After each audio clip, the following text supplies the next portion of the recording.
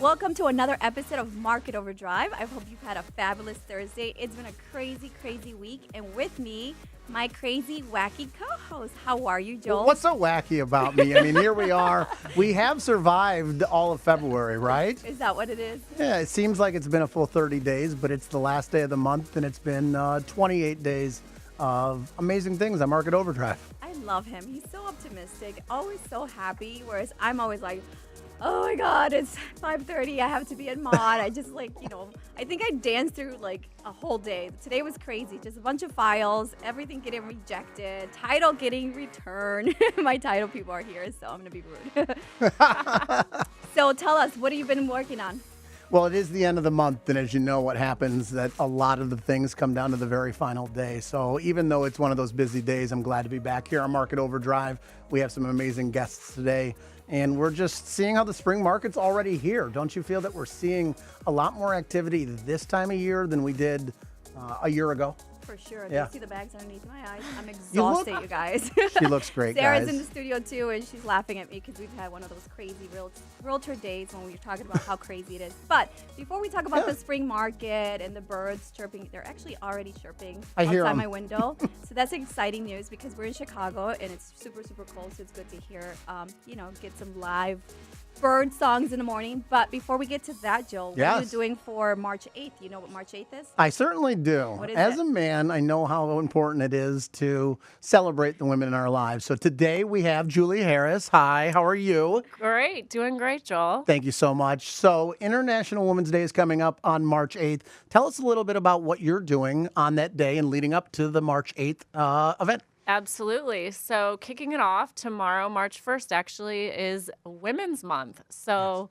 March 8th is our signature event. I started a nonprofit called the Exceptional Women's Network to really inspire, empower, and ignite female leadership in our community. So our signature event, we're really excited about March 8th coming up. It's from 5:30 to 8:30.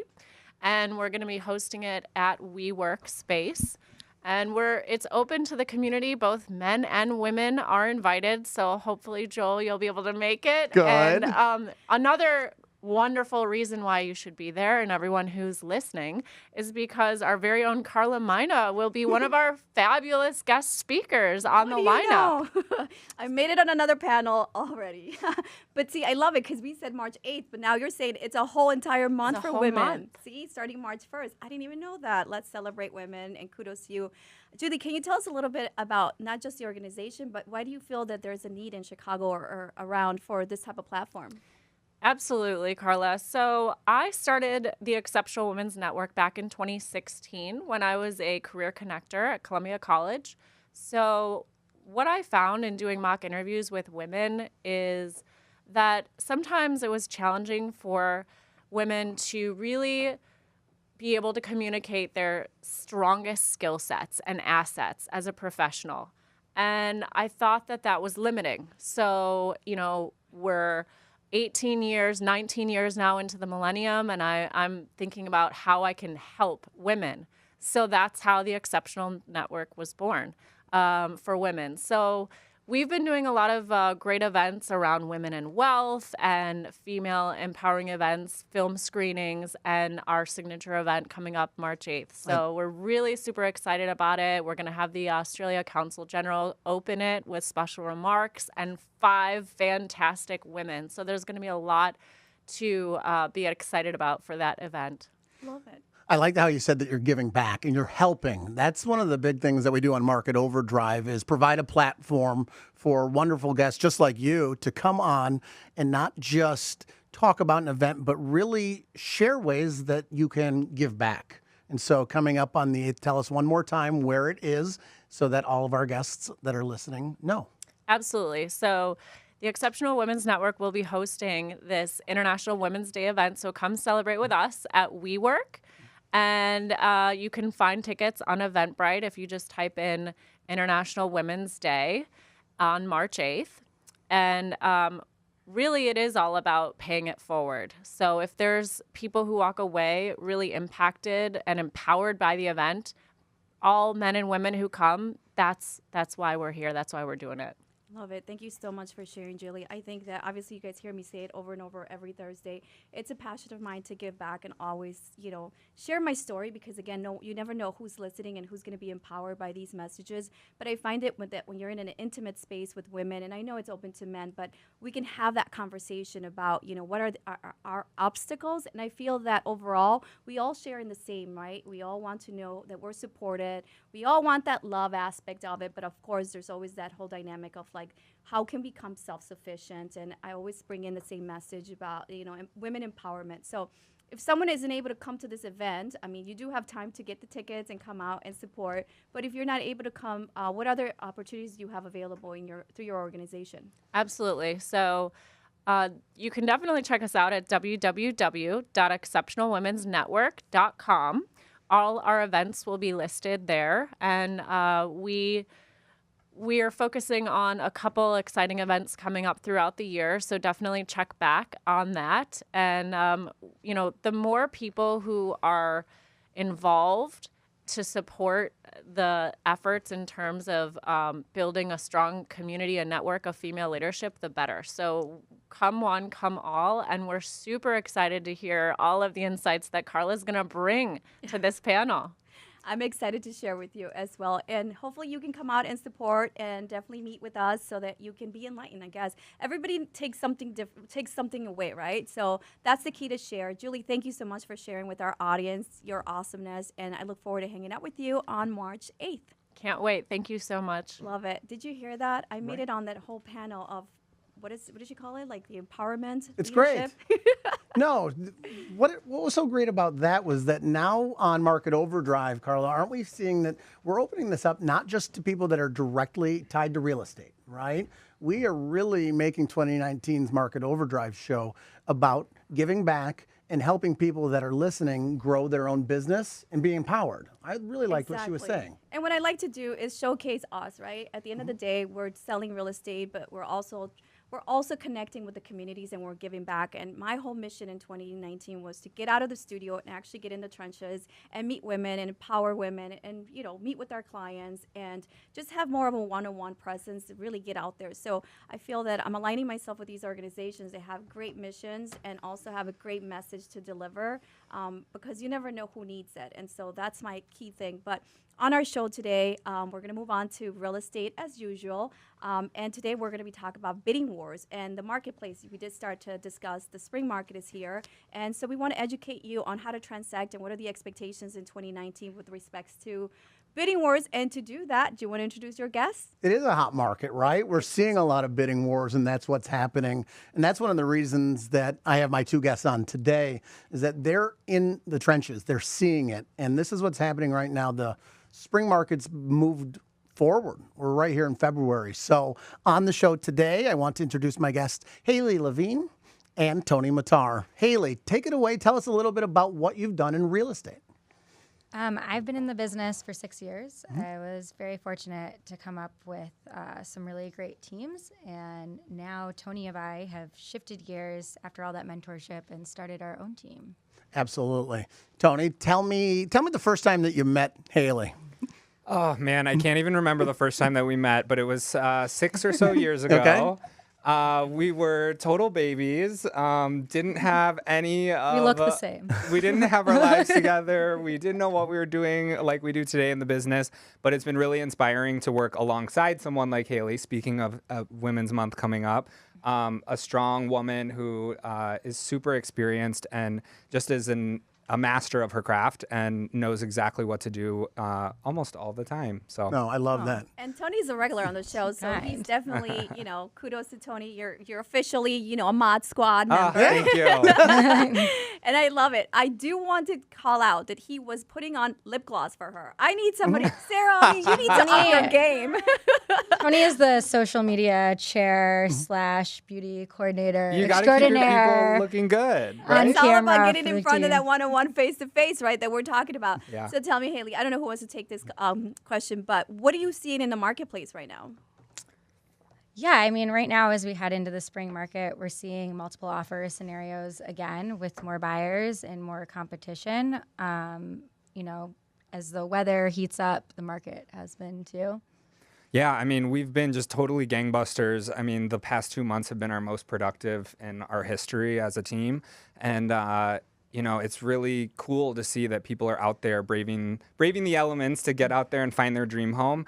And it's important to kind of sit down and help people understand in a really hot market like this, how are you going to overcome some of those challenges when you're competing with a lot of different buyers and, things are moving and flying off the shelves. Let's touch base on that for a second, right? You said that the people out there right now, if you're out in a cold weekend, aren't you a pretty serious buyer, right? You're not just looking at places on a Saturday or Sunday when it's 5 degrees out, unless you're probably making a move. And so what does that mean? Aren't we seeing a lot of multiple offer situations? With that, what have you seen for some of your buyers just in the last couple of weekends where you've been able to take one of those buyers and win in a pretty hot market right now?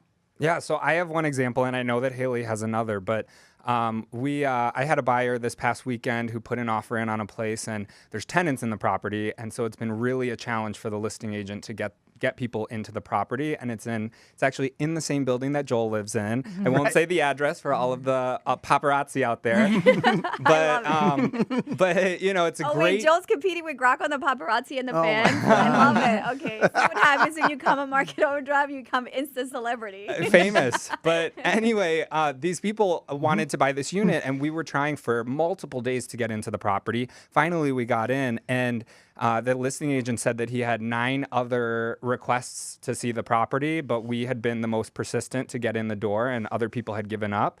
And then beyond that, Joel actually called the listing agent and just extolled the virtues of my client's pre-approval. Absolutely. So part of this is not just winning on price, right, Carla? You see a lot of people that when buyers think, I have to go in and be the highest offer to win, what Tony's saying here, and Haley, you've seen it many times, it's about working with the other agent to come up with something, right? It always doesn't have to be the highest offer. So, Tony, how did we win that deal? What was the deciding factor that you can share with the audience that may help another agent who's listening, who's facing the exact same thing? Yeah, I think in this scenario, I think persistence was definitely key. I mean, my buyers wanted that property, so I wasn't going to stop calling that agent until he got us in the door, regardless of the 48 hours notice, regardless of the fact that he denied our first showing request. At the end of the day, it's your responsibility to act in the best interest of what your client wants. And so, we have to be out there doing that every day.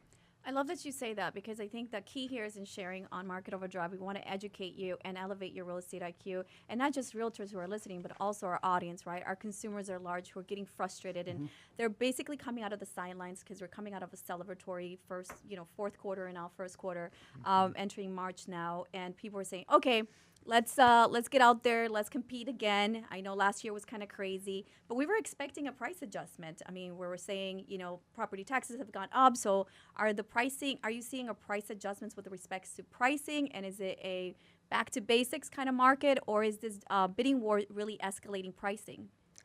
I think that people are now pricing to sell more than they were before. Instead of starting higher, people are pricing for the multiple offers. So I don't think people are necessarily overpaying and it's going there, but it's going to the multiple offers because they're pricing that way on purpose, which is a smart way to do it. I love that you say that because I completely agree. One of the key things that I always advise my team is to call that listing agent and find out if that property is still available. Because, as a realtor, you're going to say, hey, can you look into this property? But a great realtor is looking and seeking out properties for you. And so because we are coming from a stagnant market, we're looking at market times from 20 to 30 days, and you're like, oh, it's still available. There's that assumption. And then the client gets really excited, and they're like, we're ready to hit the street, and then you find out there's bidding wars.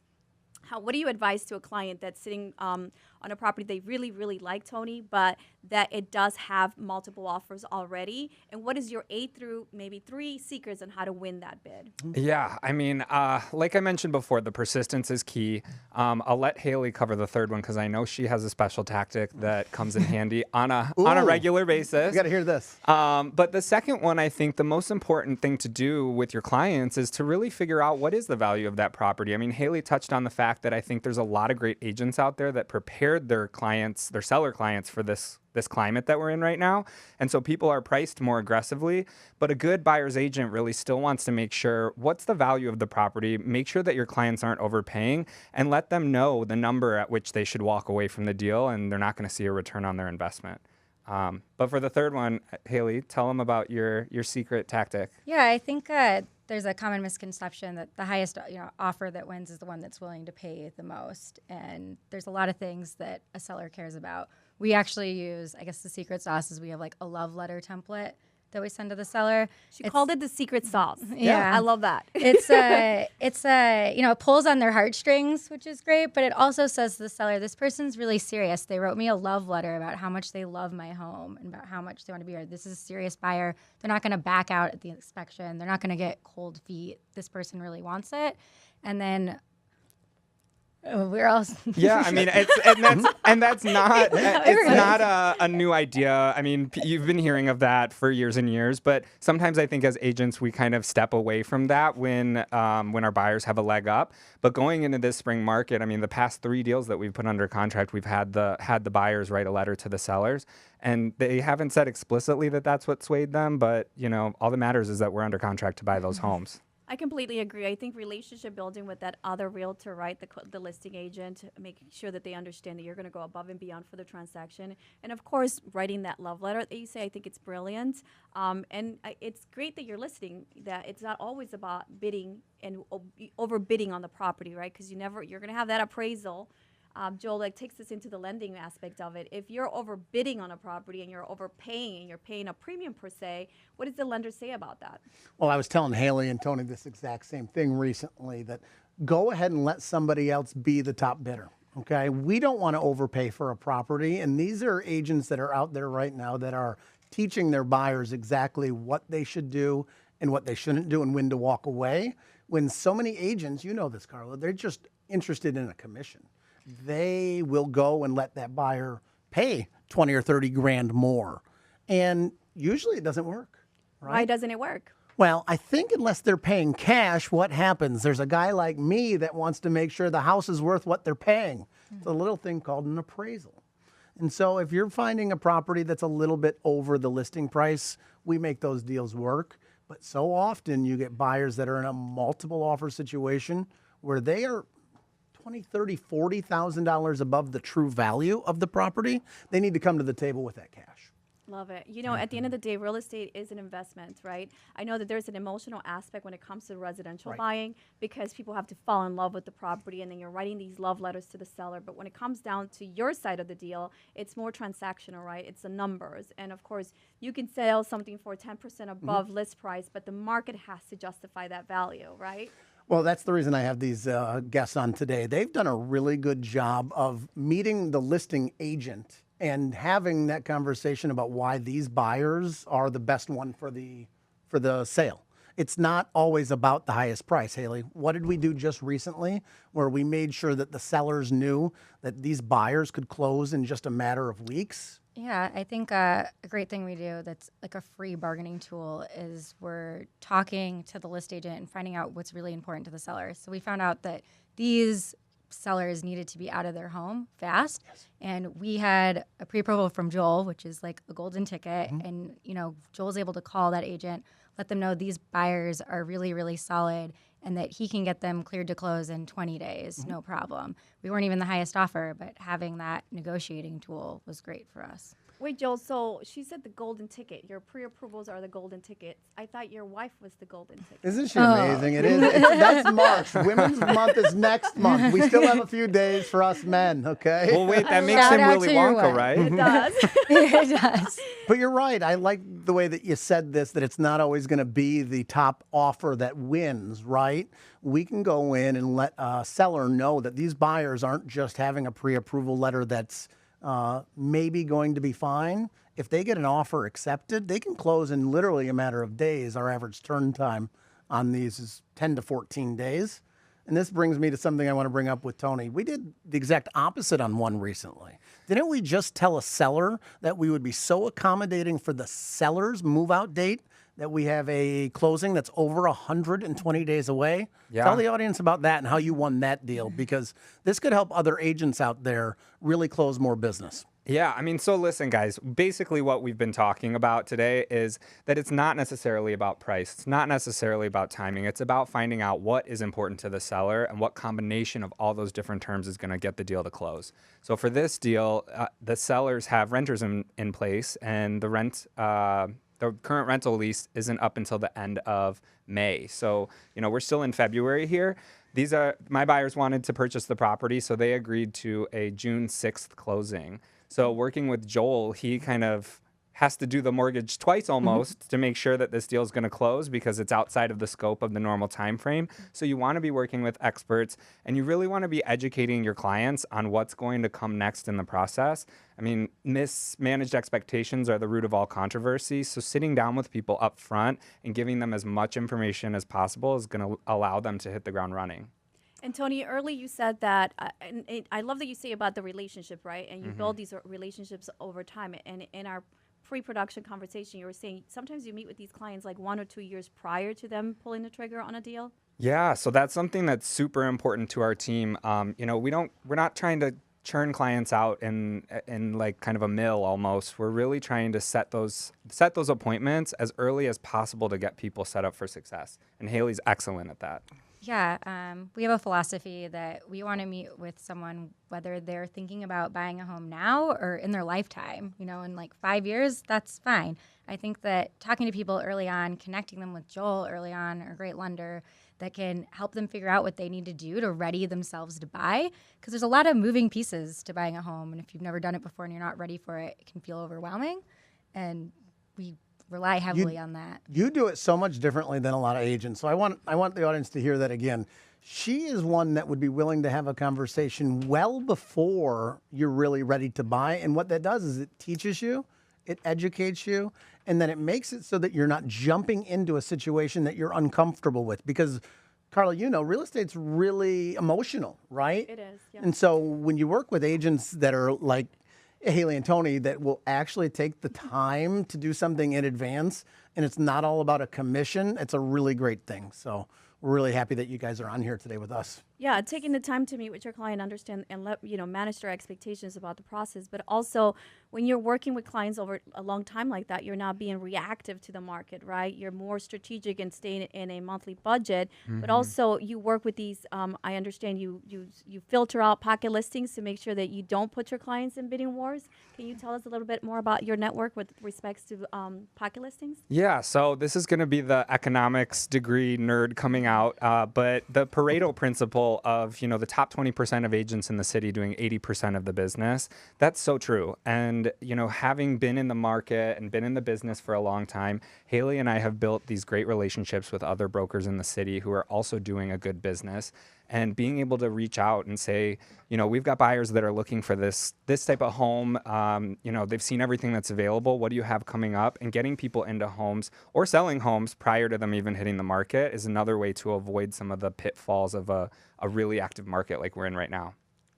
I love it. I mean, that's great advice because I think that a lot of people just think that through the MLS or they're looking at these third-party websites and they're like, oh, I saw this property. Yeah. And it's a kind of a bummer because sometimes it's already expired or sometimes, it's already under contract. And that's when, your buyer starts complaining that, are you really doing your job? So I love that you guys are going above and beyond for our industry, right? And that's the key with Market Overdrive. We only interview people who are not just real estate top producers, but it's more so like realtors who will go above and beyond and just raise the bar when it comes to our industry.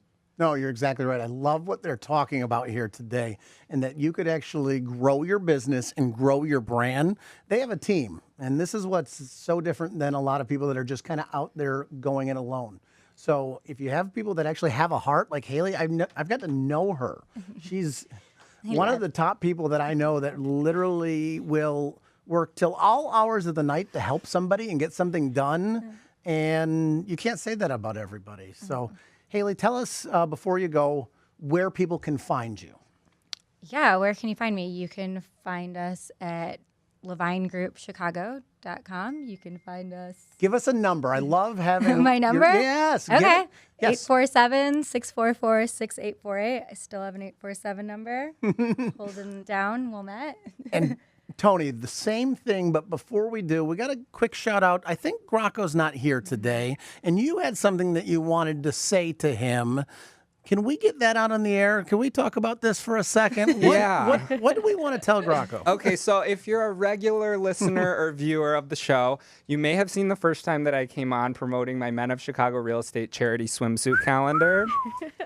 You missed out on the opportunity to buy a 2019 calendar, but the good news is that we're going to be back this year and shooting in July for the 2020 edition.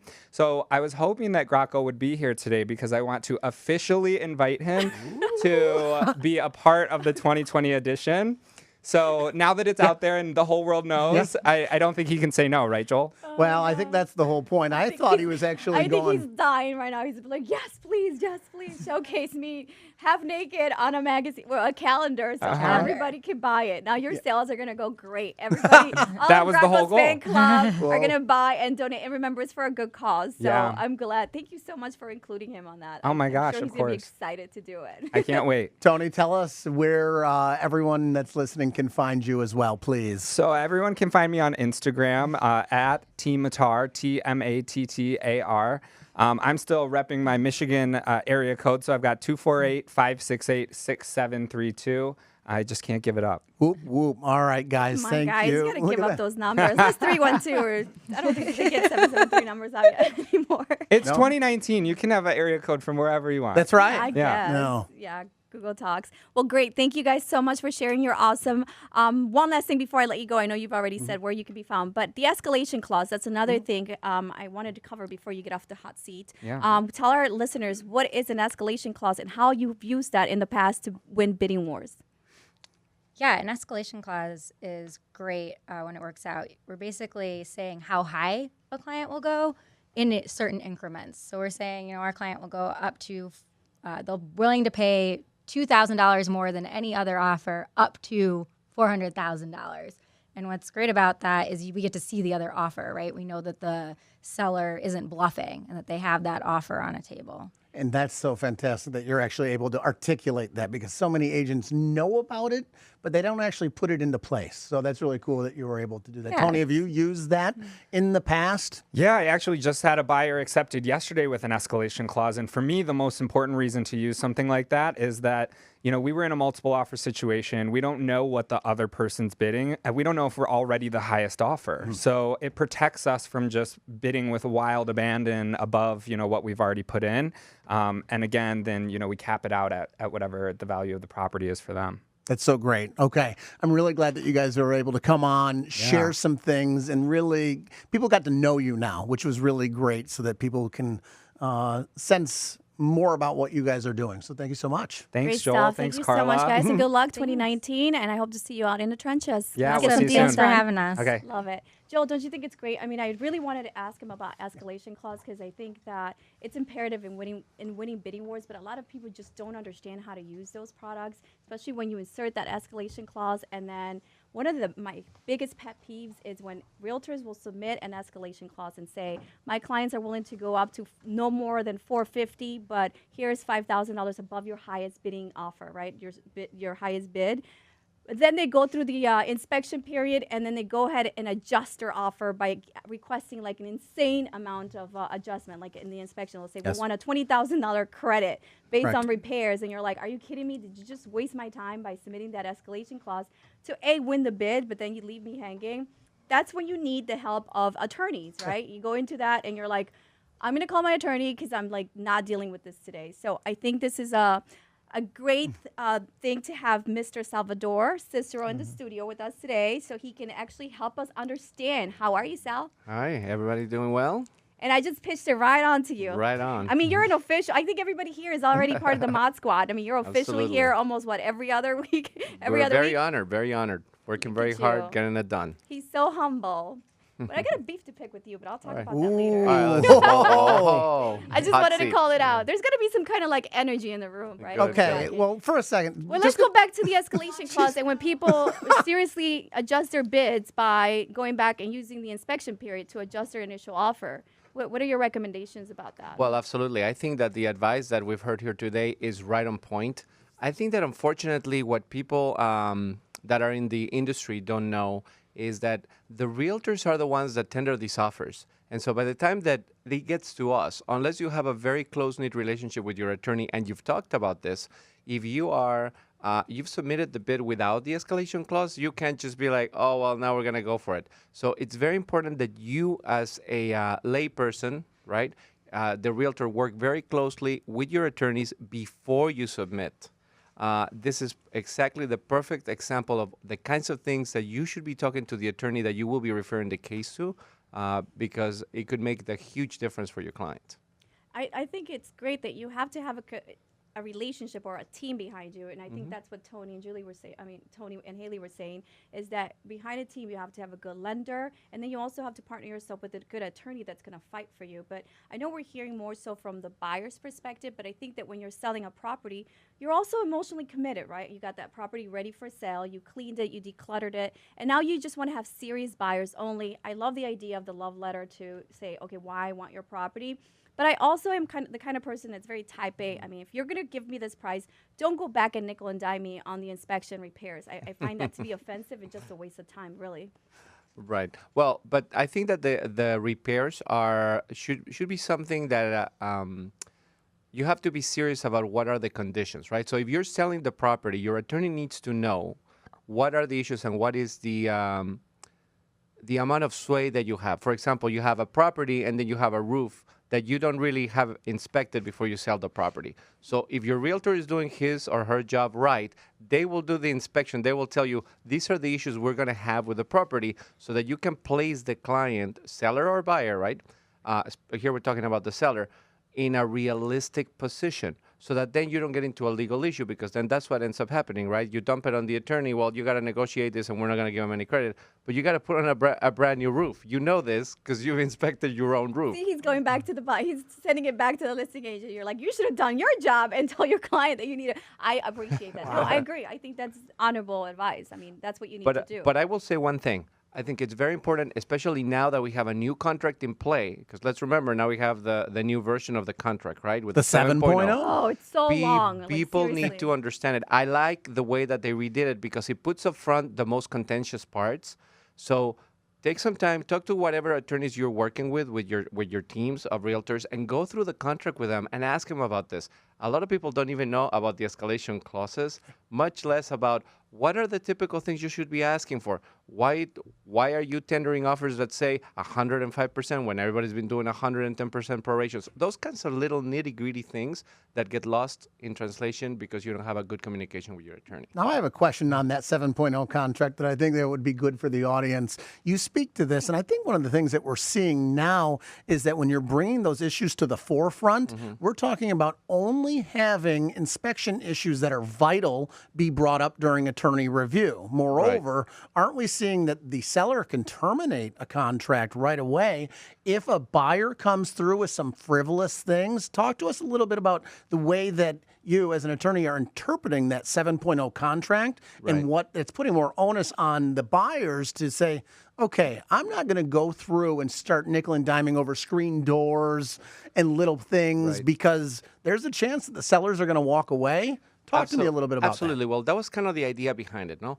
I think that everybody who's involved with this process understands that when you buy a house that's not new, you're going to have issues, right? So there's a huge difference. I like the issue of the roof, because a roof is something you cannot sell a house without. If there are holes in your roof, there is mold in the system, there's all kinds of issues, right?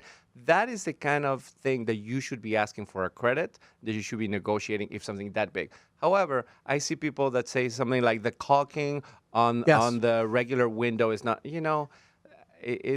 makes it very difficult. So at least I think the system is trying to put us in a position where you are really taking that home inspection very serious. And I think that people can come in, take a good look. If you have a realtor that has a lot of experience, they're going to identify issues before you even tender the offer. Good for sellers now, correct? Absolutely. Good. But for the buyer too, because you don't want to put yourself in a position where you looked at something, and if your realtor took you somewhere that they really didn't understand what was going on with the house or the major issues were, you could also miss out.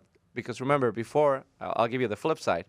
You can have an inspection and then discover something after you close on the house, like there is a crack issue with the foundation that there was no reason that people should have missed. Wow, that's really insightful. I think there is some changes coming up with that 7.0 contract that it's really great that you addressed those. So, Carla, And if we move the focus away from the inspection items, can we also touch on what you discussed, what you mentioned earlier about the tax prorations? What are your what are you advising realtors to put as far as tax prorations with the increase in property taxes? Well, I usually like to always tell our realtor teams to do 110 to 115. And the 115 comes when you're talking about suburbs, okay? Because those of us who work in Chicagoland, if you work in the city of Chicago, you kind of know where things are going. Some of the suburbs have increased exponentially their taxes. So the realtors need to kind of be very in touch with that. And the attorneys that are tendering these offers have to be very in touch with that. See, we're looking at each other like, what? What happened to 105%? That's like long gone. I can't do 105. I This is- wish. I, This is the I reason I always like- counter 105%. I'm like, nope, 100%. Well, because I do a lot of listings, right? So it's like 105%. That's it. But Carla, so you're gonna renegotiate it through an attorney review then. Well, no, here's the thing though. If I'm the seller's attorney, right? I am not going to change that. If you already said 105, I'm keeping it at 105. That's why I think the fairest thing. But because let's talk about this, right? We're all professionals that work in the same environment, and we want to be fair. The reason why there is a proration is because you pay the taxes after, right? So you occupy this year, and those get paid the next year. So you're giving the person that occupies after you a little proration for the time you occupy the property. So 110 is about what usually the tax base have been going up lately. The 115 comes into play because over the last few months, I've had some situations like that, and I think it would have been more fair to everybody. As we're talking about structuring a deal and covering that new contract or purchase contract that we're using to submit our offers to our prospective or to our sellers, Joel, what do you like to see from a financing perspective as far as tax prorations? I mean, obviously you want to see more than 105%. Can you explain why it is that, or how it is that you allocate those funds? And typically they're supposed to cover the tax prorations, but you're getting a credit at closing, right? An adjustment. So what do you like to see? we both looked at each other there, right? And we said, wow, it's really good to see another perspective. Carla and I are both city folks, right? We're used to 105. We're really happy with 110. When we get somebody talking 115, we're talking, wow, this is good stuff for our buyers. But when we're talking Cook County in particular, I teach and I educate and I go through with the buyers and we talk about what this is. So just a quick 2-minute recap on tax prorations for buyers mean that the seller is selling you a property, and when they leave, they won't be able to pay the taxes. The tax bill is not out yet. So we're paid in arrears. So if I'm a buyer, I love the idea of getting 110 or 115. And even then, it might not be enough, as we're seeing. But the idea is that the tax bill isn't out yet. So we're making sure that the sellers are paying their fair share for, right now, the second half of last year, and then all the way prorated up to the date of closing. And that's what's happening here. So as a lender, we want to make sure that the buyers are taken care of. But 9 times out of 10, that's all an attorney. We make sure that we partner with good people like the ones that are in the studio today. Thank you. Yeah, and just remember that when you submit your offer, you have 5 to 10 days to have your attorney review your purchase contract, and more so to kind of iron out all the discussion, all the negotiations that happen between the two realtors. So I hope that you have learned a little bit more about the process with respects to buying and how to buy in this active spring market. Now I want to introduce another one of our guests. So Salvador, since it was your invitation, why don't you go ahead and give us the pitch here? Oh, here with Mr. Rodriguez. Dr. Rodriguez. Doctor. Rodriguez. I am very, very happy to see that we have somebody that's authentico. I mean, as you know, we're very proud to be always working with the community. And one of the things that we do at the other hat that I wear, which is Trust One Title, is try to get very involved with the community and give back to our community. And one of the people that I think are helping our community get to the next level is the good doctor here, and he can talk about his great book, Auténtico. If you haven't read it, he brought a couple, so Brought a I'll let couple him take for it you. from there. Nice. Do I get Yeah. a copy? Of course. I love goodies. Of course. Thank you again for the invitation. Know what, a lot of folks ask what it is I exactly do, and what you'll find is there's a lot of consultants out there who help organizations get more Hispanic consumers, right? They look at the Latino demographic as a catalyst for economic growth. That's not what I do for companies. I help them more on the talent side. How can they leverage the Latino community as their next great source of intellectual capital, right? So for many organizations, they call me to say, Robert, we are seeing a greater amount of Hispanic consumers, and that's great. But we don't have Latinos in marketing. We don't have Latinos in sales. We don't have Latinos in senior leadership roles, and we want to tap into that segment of our population. So a lot of the work that I do, not only here locally, but across the country, is to help companies more effectively recruit more Latinos, keep the Latinos that they have so that we don't have the great courtship, terrible marriage scenario. And then lately, where a lot of the discourse and narratives have been is on Latino leadership development.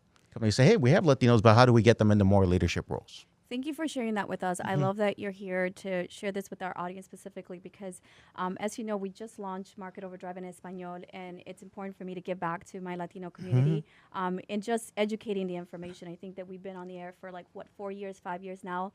And for me, it was very important because I was like, there's a need for information. There's a lack of information out there. And when we're having the show, we're interviewing people who are transacting in an ethical way.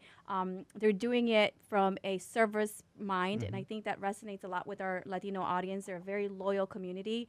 Can you tell us, not so talking to the business owners, but so much to the actual Latino community, what is your message to them as to why they matter and why they should position themselves as number one and believe in themselves with respects to seeking a higher lifestyle or a better lifestyle or just taking advantage of this American dream that we cultivate? Sure. There's a couple things, and one of them is, there's this idea of Latino identity is very complex, and particularly for non-Latinos, right? There are folks who aren't from our community who don't know that, hey, not all Latinos are Mexican, right? We don't all speak Spanish, right? So, for us within the community, a lot of the work that I do when I talk to young, upwardly mobile Latinos and Latinas is say, hey, your ethnicity, your identity, Hispanic identity is an asset.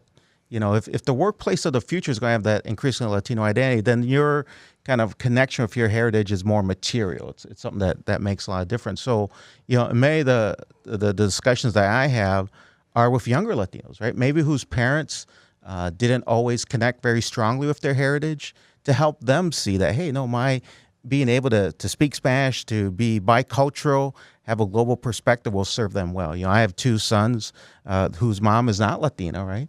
So even though they're growing up in a kind of a biracial, bicultural environment, they don't speak Spanish as well as I would like them to, but they're definitely bicultural, right? Yeah. So they know the value that as they're going through high school and entering college soon, that they're saying, hey, my Latino-ness matters. I have a perspective. I have a point of view that my non-Latino friends don't, and that will serve me well. So that's definitely one part of the reason that matters. The secondly is for our leaders within our community, right? It's important to give back, but there are some Latino leaders who aren't very connected with their heritage, right? And what I help them to see is that inadvertently they may be sending the wrong message to those younger Hispanics to say, hey, look, here's a vice president.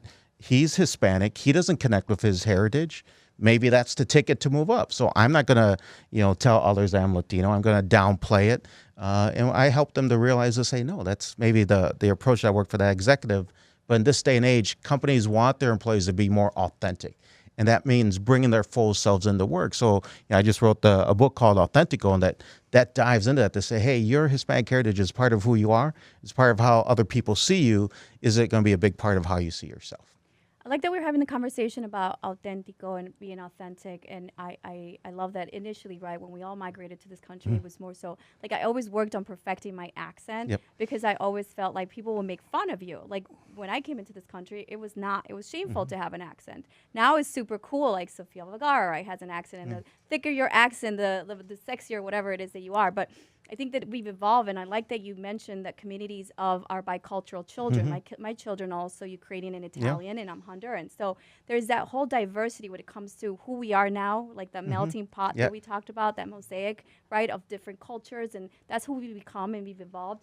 I mean, Joel, you're transacting it out there, and you're seeing it from a different perspective. So are you seeing a lot of Latinos entering into the buying market? That's why I'm excited that you're here today, too, to talk a little bit about it. Is the number one thing that I'm seeing are those folks that are actually Hispanic and Latina. They're getting into the marketplace and buying places. They have great jobs. They have great income. And they don't want to be another generation that's renting. And we're seeing a lot more of that. Tell me what you're seeing as far as clients and people that you know as far as their attitudes towards home ownership? Definitely, particularly for the upwardly mobile Latino. So when we're talking about the Latino and Latina who has their college degree, right, professional, definitely are looking for other folks who are going to be their advisor, people who know their community, right? We are seeing a growth, for example, of Latino professionals who are saying, you know what, my attorney is going to be Latino, my doctor is going to be Latino, and maybe my real estate agent is going to be Latino, because not only may they want, be able to speak Spanish to me, but also they know about my culture, right? They know the importance of why I need to be close to my family, or why there's other things that may not be as relevant to folks from other communities are going to be more relevant to me. So we're starting to see that Latino professional be much more sophisticated in the service providers that they seek out. So organizations and agents that can convey that, hey, I give back to the community. Not only do I want you as a customer, as a client, but also I want to give back to the communities that we serve. That's going to really resonate, and it has been for the Latino professional. It's exciting. It's great that they actually have a lot of opportunities now to find those professionals that resonate with them, whereas decades ago they might have struggled to find a top-notch real estate agent that matched their background. Exactly. And so it's a really exciting time to be able to go out and there to build do on what you shared, Carla, more and more companies are saying, hey, my clients have accents. My vendors have accents, right? So if I can reflect the communities I'm trying to serve and the clients I'm trying to be, make sure that I meet their needs, then that's part of who I am, and that makes me more authentic in the workplace. That's great. Thank you for sharing that information. And I'm going to go back to Salvador, because I appreciate you guys being a part of Market Overdrive and also Trust One, right? I know that you're in the communities. You're in Pilsen now and in some of our various communities, but you're having that dialogue about what it is to be authentico, and through your company, you're sharing this information. What is your take on the dissemination of information in an English language? Do you feel that our consumers or Latino-based consumers, do they expect things to be in Spanish? I don't think so. I think that the most important or the most valuable thing of being a multicultural business, because we are, like my friend Arabella always says, by Latinos for everyone, right? I think that it's very important to recognize that just because we're Latinos doesn't mean we cannot give great service to anybody. But I will say this. Let's talk about a specific real estate transaction, right? If you know that the dad in the family is the one that makes the decision, even though the kid is the one that's buying it, you need to understand that they're going to be part of the discussion that you're going to have. And so understanding that dynamic is super important to a successful transaction. I think that's exactly what the good doctor is talking about. Now, for us, as a company with the Trust One, we come from Chicago. We're a Chicago-based company. We're investing in Chicago. We made the decision. Every business makes their own decisions, right? Our decision was, well, let's, promote our community. So we give back to the community that's given to us. Primarily, also, the business standpoint is the Latino community is one of the fastest growing economic motors in our state. So why would you not invest in that community? Exactly. And I think that I love today's show, Joel, just because we were talking about, how to elevate that real estate IQ, but more importantly, how to elevate that bar of service, right? Tony and his team came in and talked about how to go above and beyond to cultivate the business, but also how to service that client and go above and beyond. I think that it's imperative for people to understand too how to transact with this demographic and this audience, because it is one of their largest purchasing power here in the U.S. And so I think that there is a huge movement going towards that. So it's important to understand that. You mentioned that you have to. There's a cultural thing where you actually have to tend to the primary buyer, but you also have to go back and check in with dad, or maybe sometimes you got to check in with mom. And it is funny because everybody thinks that Latino community is very patriarchal, like it's from the patriarch, but it actually is very matriarchal, right? Absolutely. The mom is always the one who makes the decisions. The dad's typically the one who is Whatever she says, hustling, makes the money. I mean, I think we shifted into a two-parent income here, household income, and both of them hustling. But I think that it's always the mom that's more of okay, lo vamos a hacer de esta manera. We're going to do it this way, right? So I just want to encourage our real estate community to understand the dynamics, right? Just like we have a realtor lifestyle, we have a Latino lifestyle. And to be able to cater to this community, I think it's wonderful, right? Because I don't want them to just see numbers associated with the audience and the statistics that you mentioned, but also the richness in the culture. And I think that people forget that with Latinos, if you serve as one, you'll service them all. Yep. You just got to be at that quinceañera party. Exactly. Any last words of advice for our audience? Just to build on what Salvador said, if you want to get my business, I think it's great if documents are in Spanish, but I'm going to give some of my business because I see them in my community, right? So I think, yeah, for those organizations who want to reach out to the Latino demographic, we have to see you in the communities that are in and our publications at our events. And let me, I'm sorry, I think it's important. I missed that part of your question that I think is very important. So I have the great privilege of teaching at the John Marshall Law School, and I am teaching for the third year in a row Spanish for lawyers. Spanish for lawyers. Spanish for lawyers. Love it. It's a class that right now I have people from Chicago Kent and John Marshall. This is the type of things that the law schools are investing in, because when you do a closing, we do sometimes all of the paperwork that is in English translated to Spanish. I explain it to the clients in Spanish. And not all of my students are Latinos. I would say more than half are not Latinos. Great information, guys. Thank you so much for sharing, and I love it because let's go back to that whole concept of why we're here and why we do the show, right? It's obviously to bring in leaders out there, and it's imperative that everybody starts associating us in that light as people who are out there really in the community. I love that you mentioned that because, I mean, Sal, you're always out there helping with your immigration reform and speaking for that audience. And Robert, I really applaud you for everything that you've done. You're seriously an Orgullo Latino, and that's a Latino.